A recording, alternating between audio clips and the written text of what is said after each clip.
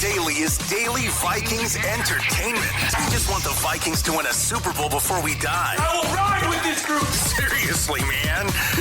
Please. And away we go. Gentlemen, Write this down. so write that down Wednesday on Purple Daily, the only show in America, this and the OG edition over on Mackie and Judd, that's dumb enough to put statistics next to our predictions each and every week. So that's what we're going to do today. And if you're new to Purple Daily this season, you've been searching around the internet for Vikings content, and we give it to you 365 days a year here. Judd Zolgad, former Vikings beat writer, the sports dad. Phil Mackey, former Vikings beat writer back in the day too. And our mustached Vikings fan producer, Declan here. Before we dive into the accountability session, the predictions, a quarterback cesspool challenge. Shout out to North American Banking Company for powering Write That Down predictions every week on the show. Minnesota-based banking company since 1998. They have 6 locations in the Twin Cities. And what a novel concept. You can actually build a face-to-face relationship with the people that handle your money. No going through automated prompts for days on end to get to a human. You could just walk into one of these branches, Maple Grove, Roseville, Shoreview, Hastings, Woodbury, 50th in France, and speak to a human. It's great. 2025, human connection with the people that handle your money. nabankco.com/Mackie to learn more. That's nabankco.com/Mackie. Member FDIC, equal housing lender. Write it down. You like writing things down. What's up, boys? Couple days removed from Monday Night Football. How do we feel? Week 2, I told you on Tuesday, I am super jacked for week 2 now. Like week 1 was, what an appetizer. Appetizer. I feel like we had 4 full meals on Monday. I know, but I mean, it was, on Monday, on Sunday. Like the Vikings game, if you watched, so the Vikings game was great if you were a Vikings fan and the comeback, but that was probably one of the worst games that I saw, like as a game of the weekend. Like when you consider the games that we saw, that Sunday night game, I don't think it's topped. I don't know what you're talking about. I told you that the Vikings' performance topped Josh Allen and Baltimore. Well, no, you said it topped as far as impressiveness. I'm saying if I didn't care about the Vikings and I sat down and watched that game after what I saw, I mean, I'll go back to this. The Steelers-Jets was a great game.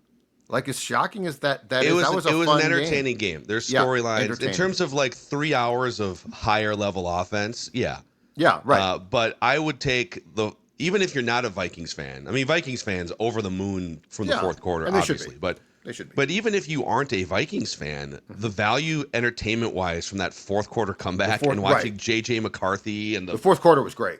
But the first 3 paint and everything, my eyes were bleeding. Yeah, America's eyes were. America's like, no mas, no mas. We were getting close to, I don't know, putting it on a beanbag tournament or something on ESPN ABC.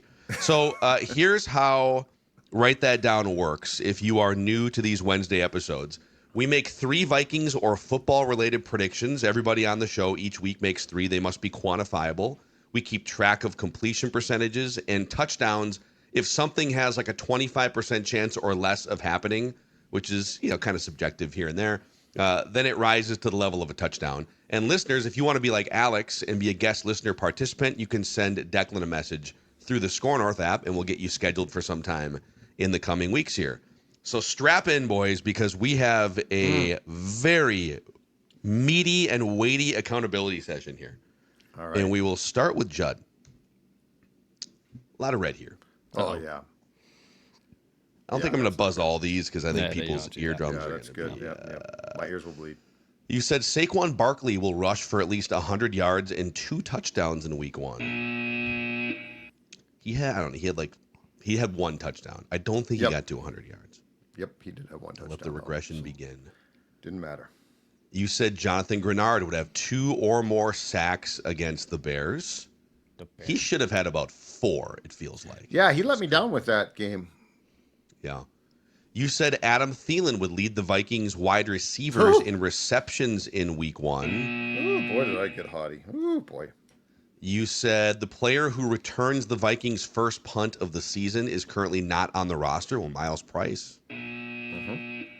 Miles Price, man. Like, every story you hear about him, Kevin O'Connell told the Vikings Entertainment Network yesterday that I saw this.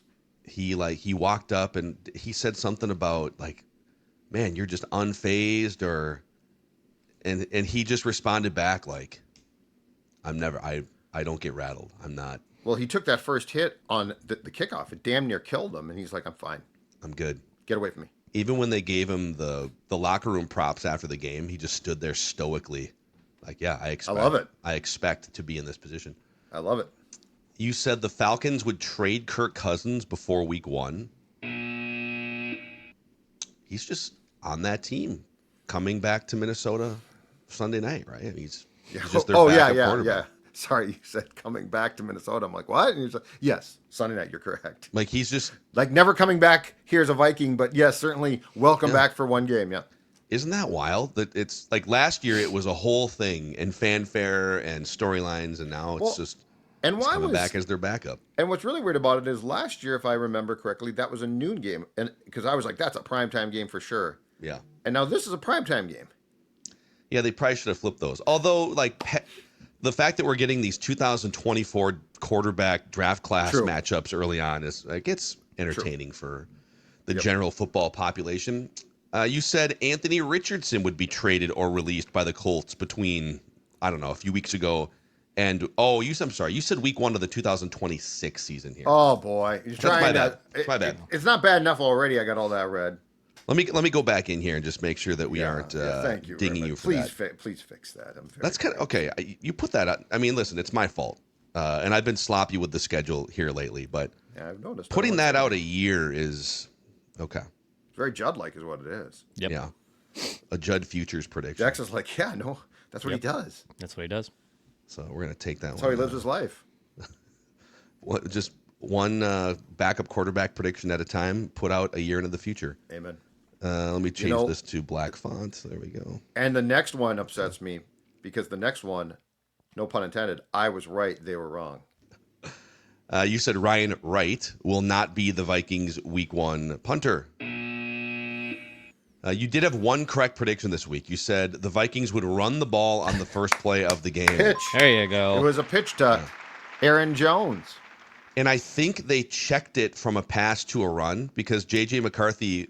We got to go. He was super active at the line of scrimmage for first-time starting quarterback. And they give you opportunities to check from this to that based on the look. But I'm pretty sure he, on the first play, checked it to what wound up being a run. So I think it was a called pass that that JJ checked into a correct prediction for you. It's because me and JJ McCarthy very much on the same page. You are. You both see the field, well, very clearly in the fourth quarter. You see the field. A lot of red for me here, too, boys. Oh my God. A lot of red here. You had to shrink your type size. Yeah. And it's funny because I went from, I think this is like 12-point font. Pretty sure with Declan we had to go to 11-point font. Oh, the number of things that came off the board. That's a good sign. All right, I'm going to mute myself so we can just get going through these. Okay. All right. So I don't comment between every one of them. Like you're doing right now. Yes, Sounds exactly. good. Yep. Any more comments before the first one? No, okay. I said, this is on me, nobody else. The Vikings will sack Caleb Williams on the Bears' first offensive possession. No. The first play from scrimmage from the Vikings offense would be a pass that travels 20 yards or more in the air. Adam Thielen will catch the first touchdown pass of the season for the Vikings. Caleb Williams will take a sack and throw an interception before his first touchdown pass. Took a couple sacks, but did not throw the pick. I said the Vikings would gain at least 20 yards on a screen pass in week 1. So they gained 23 yards on 3 total screen passes, but not 20 on one individual. The Vikings will run the ball at least 30 times in week 1. It was 26. TJ Hawkinson will lead the Vikings in receptions in week 1. He had 3. Jefferson had 4. The Vikings would cut both Ed Ingram and Ty Chandler by week 1 of 2025. Ty Chandler returning kicks. And I said Michael Juergens would be the week 1 starting center in 2025, like a year and a half ago. So kind of a bloodbath there. Yeah, but for the correct predictions, I said in the first game of the season against the Bears, JJ McCarthy would complete passes to 4 non-wide receivers, not counting Bears players. Which he did. Which he did find one of those 2. Yep.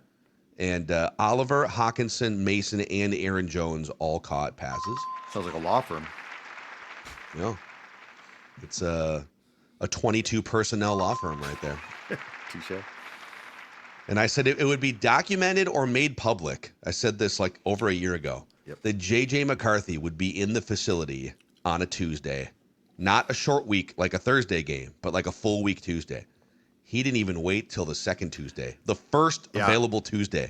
Him and Brosmer documented. Well, and the best part about that is O'Connell, who can be marvelously passive aggressive, I believe told VEN, because he does his guest segment with them on Tuesdays.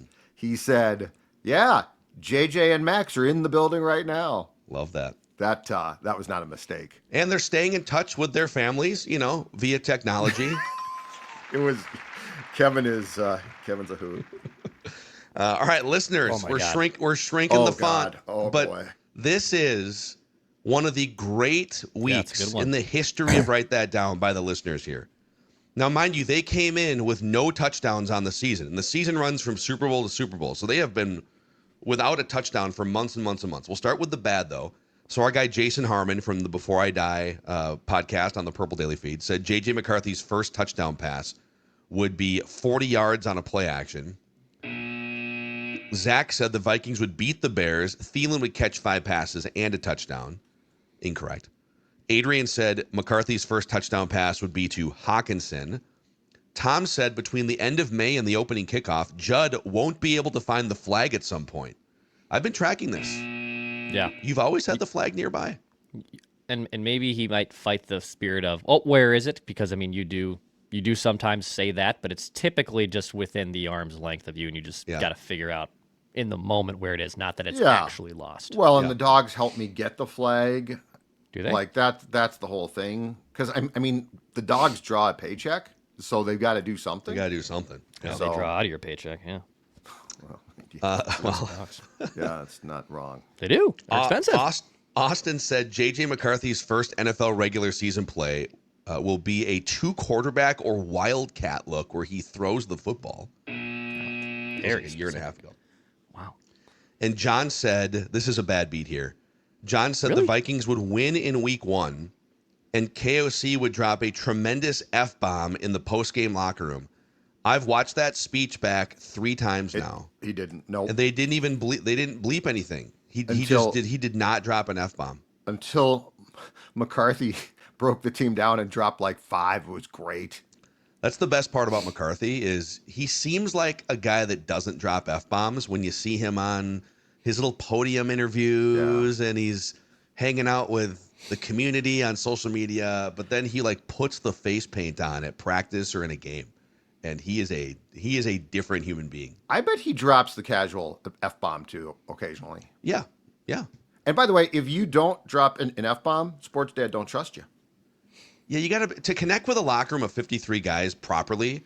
You got to be able to strategically sprinkle in a few F-bombs. And a well-placed F-bomb is one of the best words in all of the language. Yeah, it's very powerful. Jeff said, so this is the green stuff here. These are the ones that the listeners hit on. Jeff said, quite simply, the Vikings would beat the Bears in week 1. Tom said Jefferson. So this should have come off the board a long time ago. That Jefferson would be the top paid non-quarterback on his next contract extension, which he was, but then somebody in 2025 would top that. And we've had Myles Garrett, Micah Parsons. There's been a bunch of guys who've topped it now. Now we have a string of touchdowns here. Matt said JJ McCarthy would be responsible for at least 3 touchdowns in his first start. Billy said JJ McCarthy will run for at least 1 touchdown in week 1. This one could have come off the board a couple weeks ago. Elijah said there'd be a credible report that the Vikings are bringing in Adam Thielen.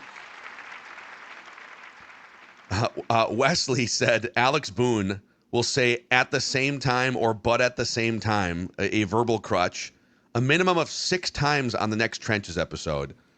Pretty sure we hit the over on that last night. Great episode, by the way. Booney, full breakdown of the good and the bad of JJ McCarthy, offensive line, everything. Nice. This one is a great prediction here by Nate. So Nate said like a year ago, maybe longer. This might have been like right after McCarthy was drafted. He said after JJ McCarthy's first game action with the Vikings, It will be the most viewed episode ever of Vikings Ventline in terms of concurrent viewers. And JJ McCarthy's first touchdown pass will be to Justin Jefferson. That's Brilliant. an all-timer. That's an all-timer brilliant. right there. Like, that's more than a touchdown. I mean, the first part of that is a touchdown. Mm-hmm. You Yes. know what this is? This is Darnold to Jefferson at US Bank Stadium on that deep pass last year. I think he Oh, against the 49ers? hit Jefferson in stride around the 50 from the end zone. Yeah. Or That's for what this Rotterdam. is. Yeah. Yeah, that too. But I mean, this is really, that's a great one. So, wow, Nate, nice job, dude. That's one of the great touchdowns in the history. Write that down. And then we have one here. Alex said a Mackey prediction, which I had to take my headphones off for. Check with Declan after the first Vikings win in 2025. So this will come off the board as incorrect. Alex predicted that after the Vikings first vent line, following a win this season, which was obviously on Monday night, Phil will say, "You like that," or play the "You like that" sounder early in the episode. Forgot that. And I don't believe you did. And it's been 2 years now without Kirk, so I feel like we're pretty good on the "You like that" sounder, unless we're physically talking about Kirk. Maybe his term or his idea was if the Falcons were coming to town and Kirk daggered them or something, or the Vikings kicked the crap out of him. But nope, this is incorrect for Alex. Still a great week. Yeah, what a week for the listeners. That's But listeners, bravo. all right, here's Declan. We'll fly through this here. All right, we'll start with the red here. Wow, there is a lot of good here too, but the initial bloodbath is overwhelming. Someone who is just like mine was, it's been a rough week on some of these wrong ones for multiple people on the show. Someone who is currently not on the Vikings as of August 13th will record a reception or a rushing attempt for the Vikings in week 1. This is a terrible bad beat for Declan because Adam Thielen caught a 2-point conversion, but that technically doesn't count as a for catch. F's sakes. Yep, that's correct. And he still is without an official reception going into week 2. And the end date for this prediction was week 1. That is a kick in the nuts. Yeah, It's a terrible, that's a terrible bad beat. Because you saw him physically catch a pass that was worth 2 points. That was maybe like the difference in if it gets down to it and the Bears kick a field goal, had the game be tied or not. It was a big 2-point conversion. And he dropped one pass. He had a drop. For sure. Yeah. So they did acquire a receiver, and he did catch a pass with our eyes, but it doesn't count toward the actual statistics because it was a 2-point conversion. Crock. Sorry, Dex. You said the Vikings defense would combine for at least 5 sacks, interceptions, or fumbles against Caleb Williams. Only a couple sacks, no interceptions. TJ Hawkinson would catch the first touchdown pass from McCarthy. This one's also a horrible bad beat. Another bad beat. 4-item parlay. Vikings win. JJ McCarthy under 200 yards and fewer than 25 passes, which I think alone would have been enough. But then you got a little haughty and said, let's put a 4th thing on here. No turnovers. Yep. That's self-inflicted, though. Like, that's self-inflicted. You put a 4th one in. Yeah. Like, you dared the gods. The write that down gods. You're like, ha, ha, ha, watch this. They're like, yeah, watch this. You said the Colts would part with Anthony Richardson before week 1. The Vikings would score points in every single first quarter from the start of the season through the bye week. The Vikings would add a veteran running back with at least 3 years of NFL experience between training camp and kickoff of week 1. You said the Vikings would have exactly 6 players in the top 100 on NFL.com, top 100 players. And they had 4, which feels really disrespectful. Jackson Dart starts week 1 for the Giants, and Dallas Turner records the first sack for the Vikings in week 1. However, let's get to the green here. You said Donovan Jackson would start week 1 and won't allow a pressure. That's a touchdown. Great game for Donnie Jacks. Vikings will work out or sign a veteran receiver between now and the start of the season. Adam Thielen. It was a trade, but then he signed they redid his contract. Kind of a technicality, but point for Declan. Vikings will acquire a cornerback by week 1 who's played in at least 4 NFL seasons. You didn't rule out practice squad here, They brought in Fabian Moreau. I think it's a point for Declan. Jeff Okudah logs at least 5 snaps in week 1. And another touchdown. Nope. The Vikings were not involved. This 27-24 was not a scoregami.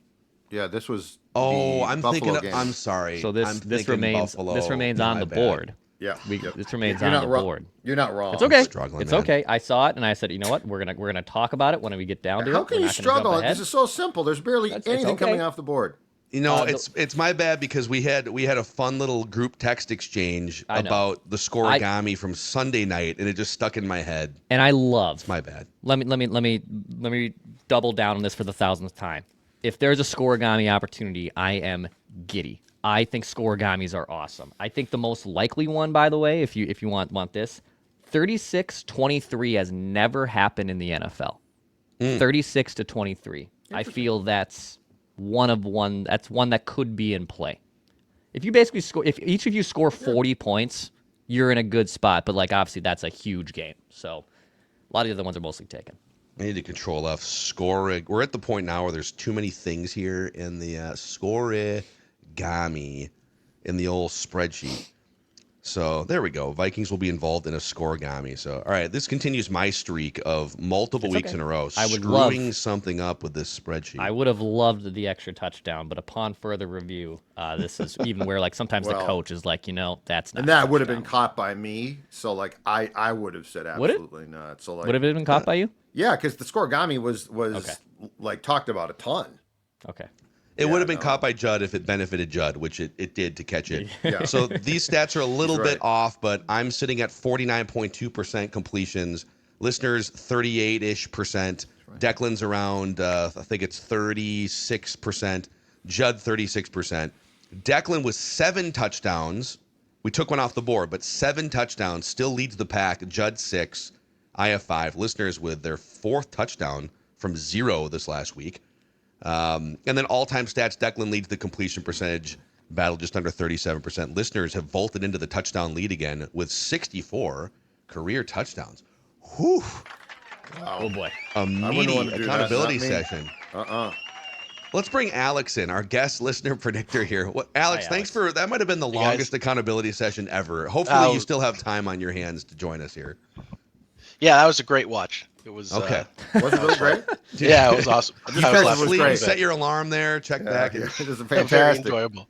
Go to the fridge, grab a beer. Before we get into, we'll get to know Alex here. We'll get to our predictions here. But Underdog is helping to power this episode of Purple Daily, and write that down today, Dex. Yeah, I got a nice winning one here from Kip. Little 12 times his money from the Sunday Night Football game. So you can do higher and lowers on different options. You got Thursday Night Football tomorrow, Packers and Commanders. Obviously, Vikings, there's plenty of great things to get in on. Go higher or lower, and send me those winning ones. Show me how you win so consistently on Underdog. I always love to see our listeners win and let me look like a fool. So promo code SCORE, SKOR, still gets you a deposit match as well. Go down the Underdog app and sign up with promo code SCORE. Oh, but while you're at it, why don't you tell these fine people about standard heating and air conditioning as well, Dex? Yeah, so standard heating can make sure everything is working appropriately for your HVAC needs. They came out to my place. They were out here when I was doing the inspection to buy the house. They then came out later again this summer to look at this old AC unit. They handle all the maintenance and stuff, and I don't have to worry about it. So standard heating, you can join their Smart Club. Gives you discount on repairs, priority bookings as well. Tell them that Purple Daily sent you. They love to hear that as well. Go to standardheating.com to learn more. All right. Alex, give us your background, man. How'd you become a Vikings fan? What was the season that kind of hooked you in? Okay, hi guys, Alex from Toronto, Canada. My Hi, dad Alex. is from Leafs. Winnipeg, Manitoba. It's about 450 miles north of Minneapolis. Yes. And he grew up with Bud Grant as the coach of the Winnipeg CFL team. Wow. So when he moved to coach the Vikings, that made him a Vikings fan, which made me a Vikings fan.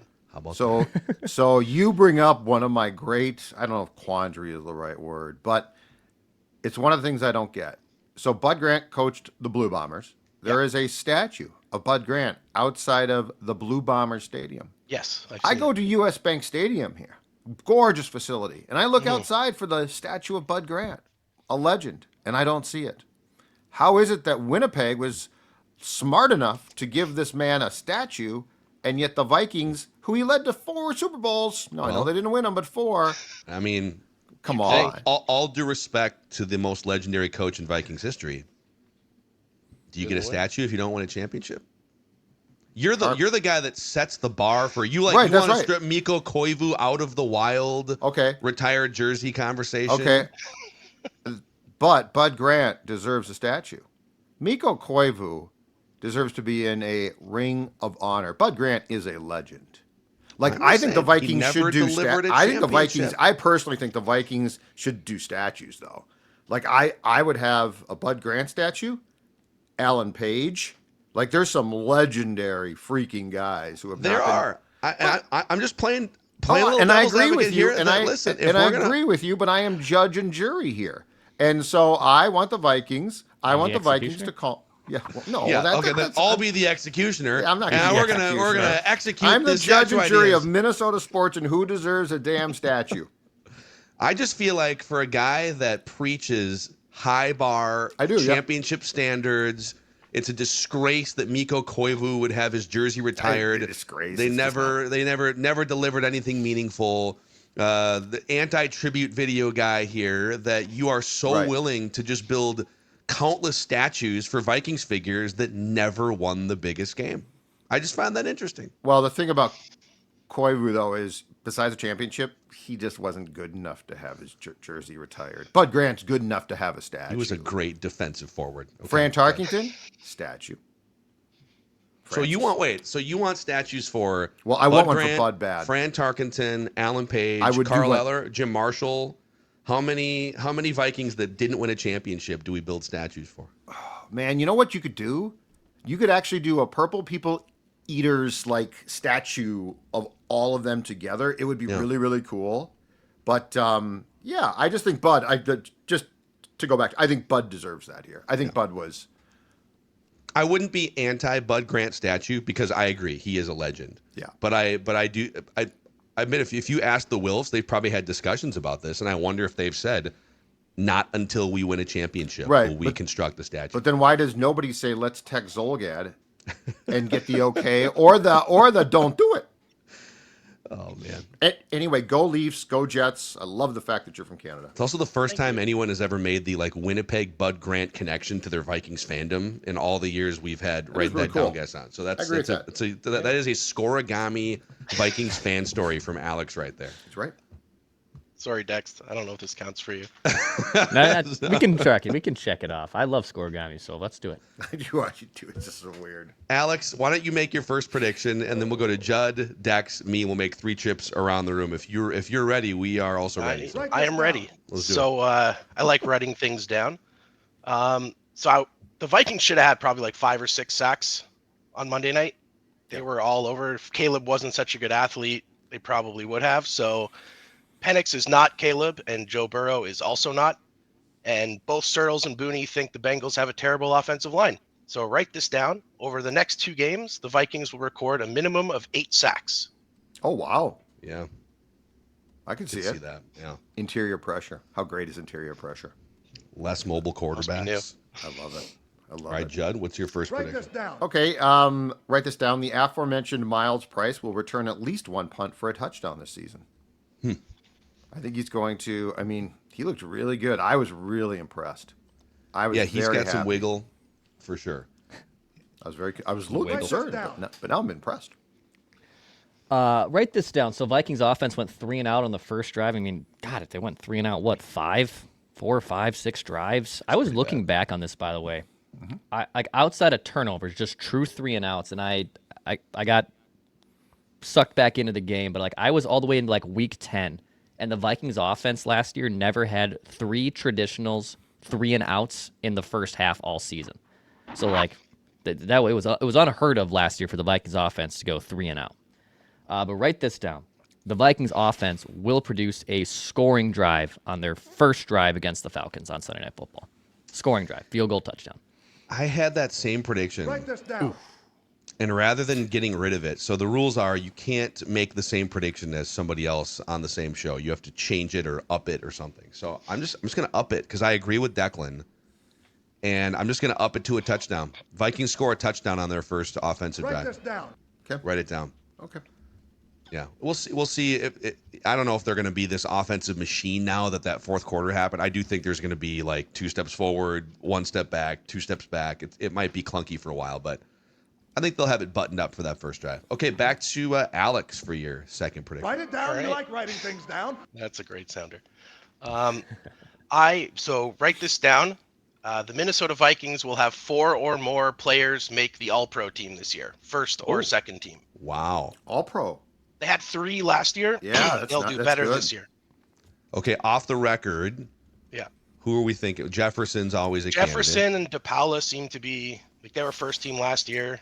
I love you get like DePaula's That's like good. it's like the guaranteed square on Yeah. Underdog or Price Yeah, Square. Exactly. Yeah. Yeah, awesome. The Gangster was last year. I agreed with the previous Judd prediction that Grenard will lead the NFL in sacks. So I think that there's a good chance he's there. And then Darisaw, potentially Will Fries, Hargrave had a great start. So there's a lot of options. Even Miles Price maybe as a punt returner. Ooh, I like that. 2 special teams guys. 2 special teams Wow, guys. dude, DePaula. Big like Bill. I mean, hell, he's just knocking Big home like Bill, 59 absolutely. yarders at Soldier Field on bad problem. footing. That's a good start. So Love that prediction. at least 4. All right, Judley. JJ McCarthy will post a passer rating over 100 on Sunday. So just for context, with 3 terrible quarters and 1 good one, he got up to 98.5 on Monday night. So he will get over 100 on Sunday. Yeah. What was his pass rating was 90 something? 98.5. How about that? I mean, it was like 15 or something in the third quarter. At one point. It's also why QBR was invented, right? Like, because What was his QBR? So yeah, I don't know, like but that's a passer rating and flawed QBR. That's are a different. flawed system when you can take was- 1 good quarter and jack it up that high. It was 52, so it was slightly above Yeah. league average. And that's probably fair. Yeah, That's pretty, dude. The fact that he had, on the QBR, which is contact, so you're going to get more credit for those high leverage fourth quarter drives Sure.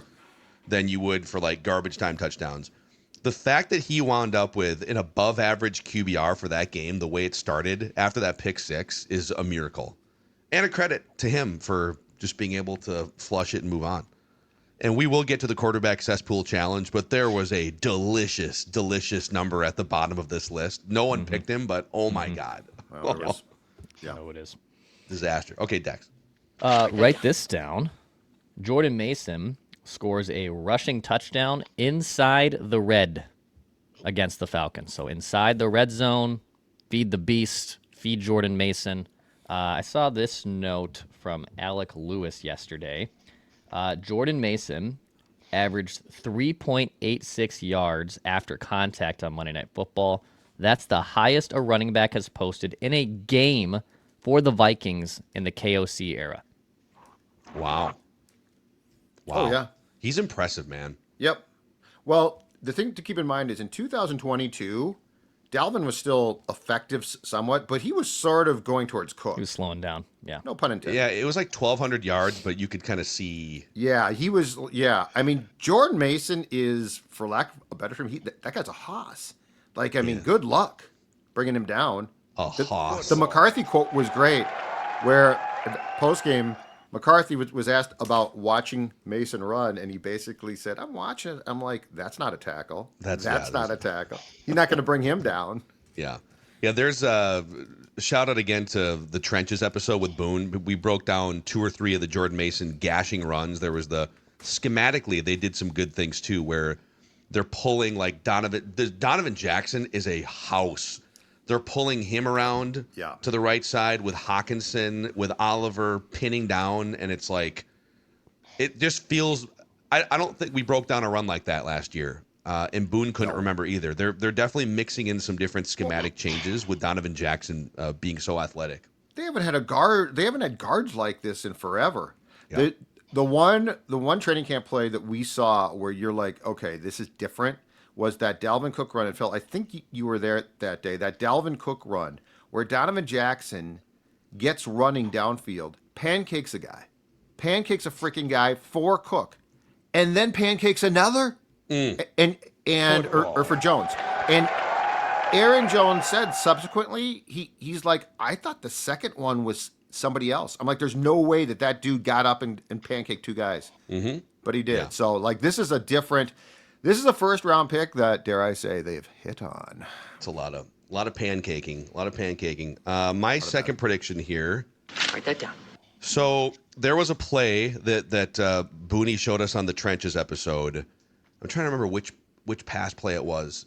I think it was the wheel route to Aaron Jones, but I'd have to go back, and they're all blending together.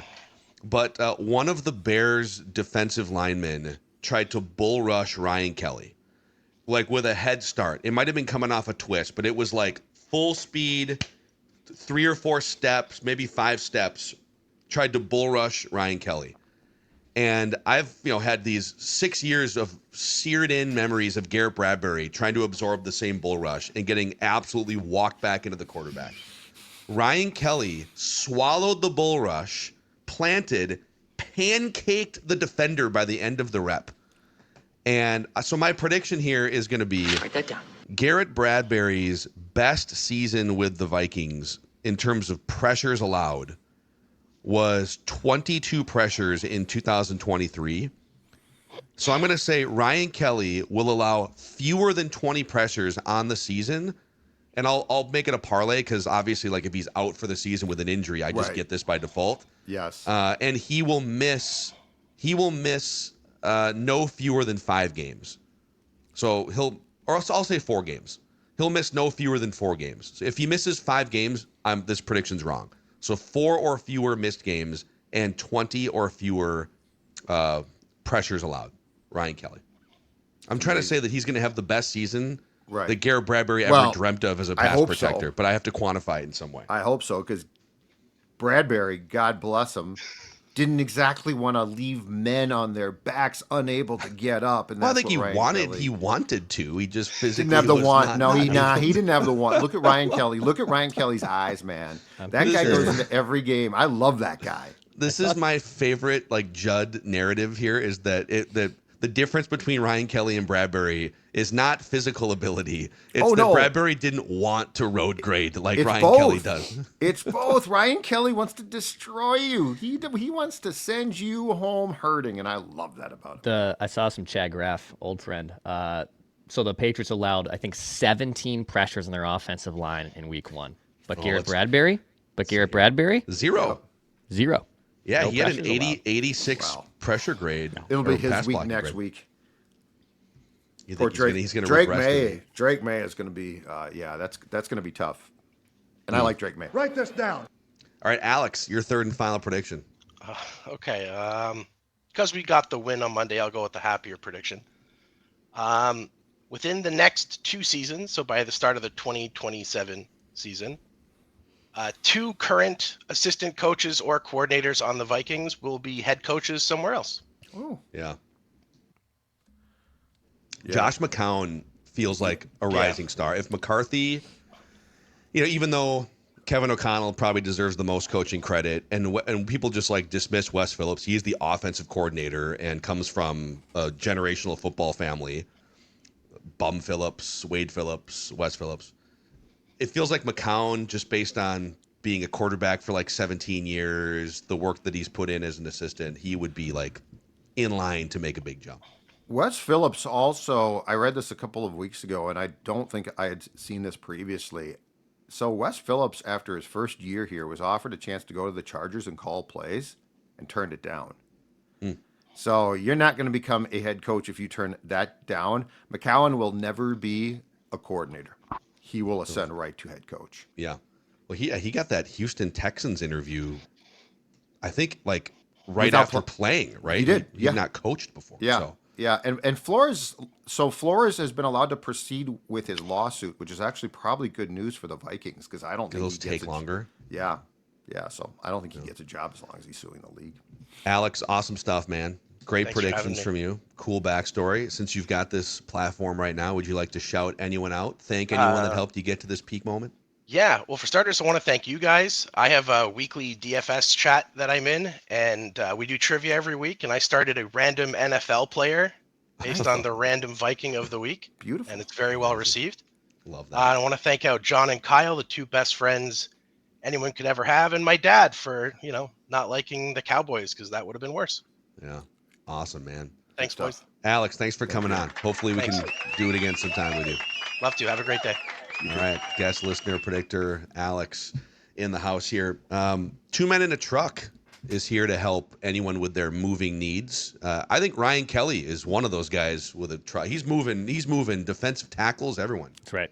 That's right. Don't hire Ryan Kelly to help you move, though. Please, number one, we need him to play actual football. But the experts, the Ryan Kellys of the 2 Men in a Truck, they have their own Ryan Kellys. They're probably nicer. Judd thinks Ryan Kelly's got the mean snarl. He's a nice guy. Off the field, he seems like a very nice guy. On the field, he wants to end your career. JJ McCarthy does too, by the way. Yeah, I know. I'm not complaining about this. This is very Judd approved. Mm-hmm.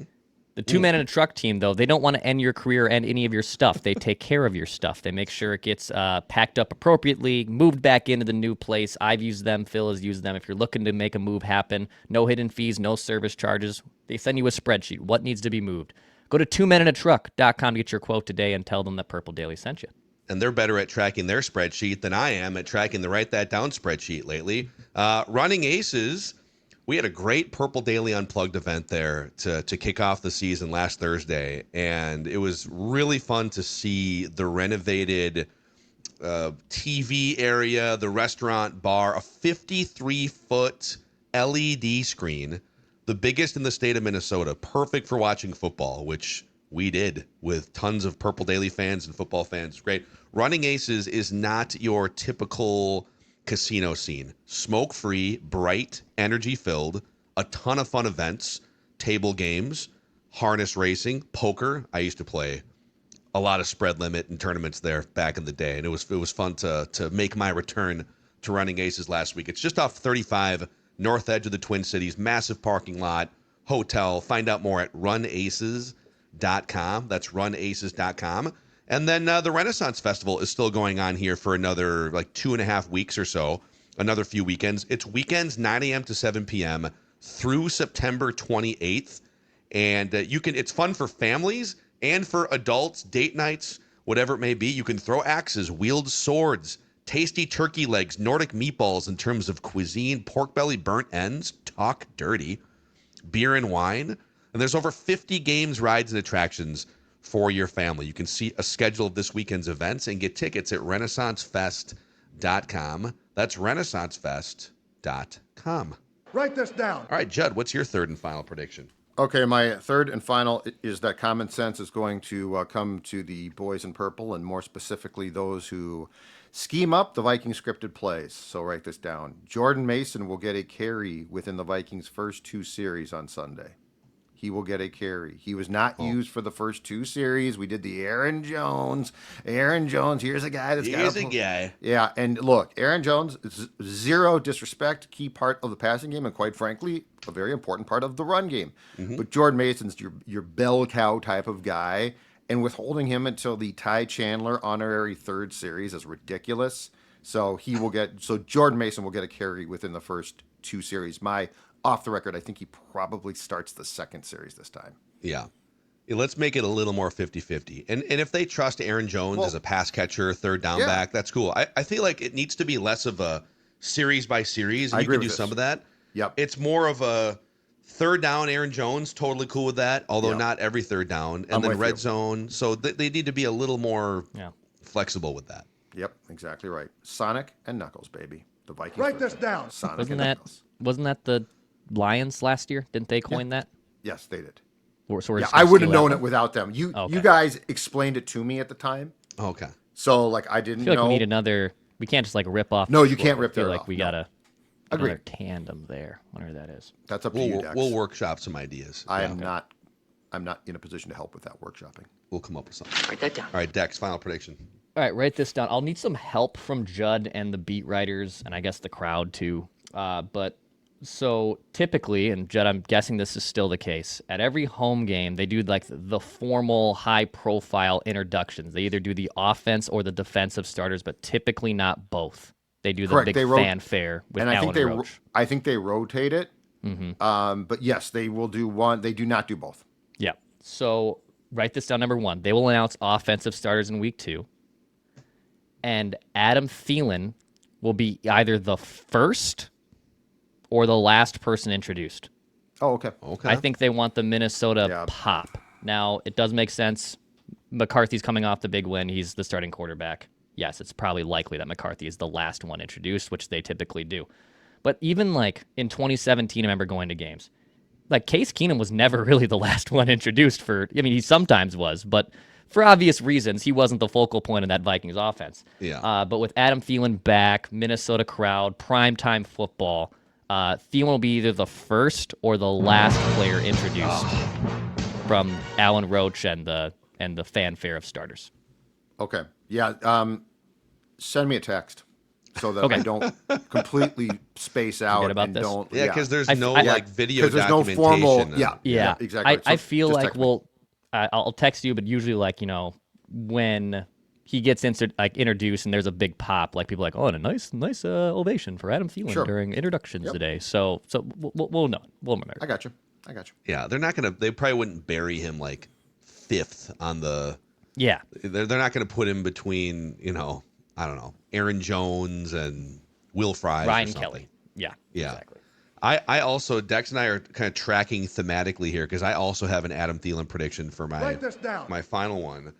And it is quite simply that Adam Thielen will receive a game ball after Sunday Night Football in the locker room. And Adam Thielen will receive a game ball. Or I'll just say he'll receive a game ball or acknowledgement by Kevin O'Connell on the documented post game because technically he didn't actually give balls out after week 1. I don't know if it's budget cuts or no. He gave he gave everyone a game ball. So then and that's why he wasn't handing them out individually. Yes, which supposedly originally comes from his paycheck, but O'Connell can now, if that's the case, afford that. Yeah. Like at first he was the fat extension. He was lamenting that in 22 about it comes out of my paycheck. I can't give everyone a game ball. Well, guess what he did on Monday Night Football? Give everyone a game ball. Yeah. So I don't want to get hit with a semantic incorrect prediction. So he's going to take a card because he takes like a note card, right?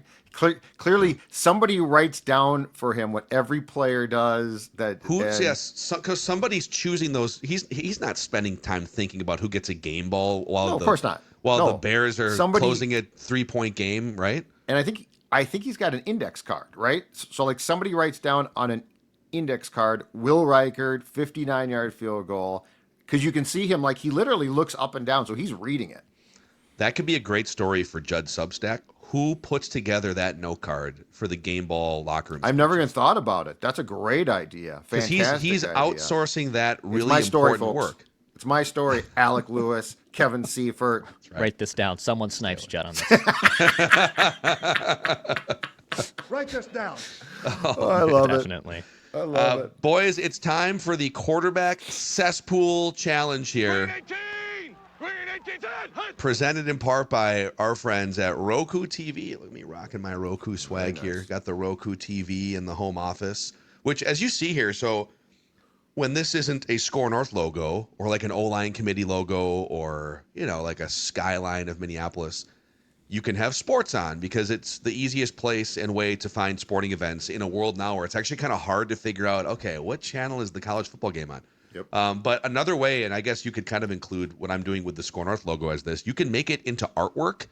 So you can load on pictures or it could be video files or whatever it is to turn your TV into a painting or something. Something that wasn't really thinkable back in Judd's days in the 80s with your box Zenith TV. Roku is here to make the sports viewing experience as easy as possible and to decorate any room in your house or your apartment if you're back in college now, your dorm room even. RokuTV.com or just shop at a local retailer somewhere near. So Roku.com, by the way. You don't need the TV. Roku.com or shop at a retailer near you. Okay. Green 18! It's time for the quarterback cesspool challenge here, boys, where we look to celebrate and identify bad quarterback play in the National Football League every week. So there are some little rule changes we've made, but the general principle is we all select a quarterback via a three-person draft that we think is going to be bad in week 2 here. You can only use a quarterback once per season, and we all have to select different quarterbacks each week, and we go off of ESPN's 1 through 100 QBR. So those are the rules. Yep. And last week, I correctly identified Cam Ward as a bad quarterback, and I won the week 1 challenge between the three of us, 7.3 QBR. Nice. Nicely done. For rookie Cam Ward. Declan went with unproven Spencer Rattler, who posted just a tick below a league average QBR. 50 is average. He was 49.7. And Caleb Williams, despite running for his life for the majority of that game, 63.8 QBR for Judd there. So not a great deployment of Caleb Williams. Yeah, I'm very disappointed. I'm very disappointed. And I'm going to tell you right now, because I'm not going to take the blame for this, Brian Flores, this is on you. This is on you. It took you too long to start. I feel like it's more on Jonathan Grenard and the players for not bringing him down. I thought they were pressuring the hell out of him. No. Here's the problem. I wanted more. I know you don't want to blitz as much, but you didn't dial up enough pressure. I wanted more pressure in Caleb's face. So I've been let down. They got a ton of pressure. A ton of pressure. No. I wanted more guys deployed at him at the same time, not 4-man pressure. He was able to escape because they didn't blitz. And then once they started to blitz, guess what happened? He completely freaked out. Yeah, I mean, listen, I'm just not happy. It was a really good defensive game plan because the Bears basically had 10 offensive points until garbage time. I don't care. It was not a good game plan for Sports Dad. I got screwed. Yeah. The prism through which Sports Dad views life. I'm lashing out at Brian Flores because he's like, I'll just send 4. I'll send 4. And guess what? 4 couldn't get to Caleb because he's too good at improvising. But you should. I think we got your point. We got your point. Of course, he can't throw a pass to save his life. I think you should have chosen Tua Tagovailoa in retrospect, who had a 2.7 QBR out of 100. This is one of the worst QBR performances in recent NFL history. Wow. While the Miami Dolphins locker room culture circles the drain, he went 14 of 23 for 114 yards, 2 interceptions, and took a small handful of sacks. Was just terrible in that game. And they were fighting on the sidelines. Tyreek Hill is popping off. Did you give him any thought? Because I certainly, and I picked first, I never even thought about Tua. Not in week 1. He's definitely a candidate depending on the opponent. Like if it's colder weather or if it's a tough road game against a good defense, he's always in the always entering the chat for sure.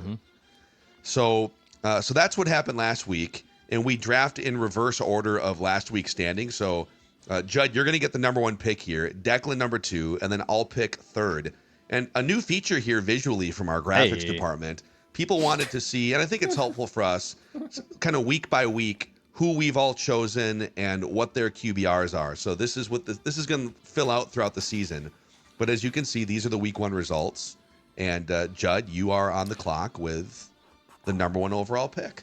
All right, I'm going to start to go with guys that I think might be benched at some point. So I want to grab them before they get benched. And Tua was so bad, and he's playing the Patriots, that I'm not going to be sucked in because I feel like he will come back a little bit at least. Yeah. So I'm going to go with a guy who's going against a defense that is ferocious and a guy that used to play for this team. I'm going with Joe Flacco, Cleveland versus Baltimore. Wow, dude. I kind of love that pick. 40 years old. Although Baltimore's defense is a little spotty. Yeah, he's on my big board. It's a little spotty, but Cleveland, I mean, I don't know. But I do feel like Joe Flacco, the clock is ticking. Yeah. Like he ain't starting the entire season, so I did want to grab him before he gets benched at some point. Yeah, he's on a list. There's a whole bin of quarterbacks that might not be available to select in week 6, week 8, and you got to week 3. There's definitely one guy that might not start week 3. I was going to say the second guy was almost my choice that I think is going to be a change with Big Blue for week 3. Yep. Okay, Declan is on the clock here with the 2nd overall pick. Good spoiler, because I'm taking Russell Wilson.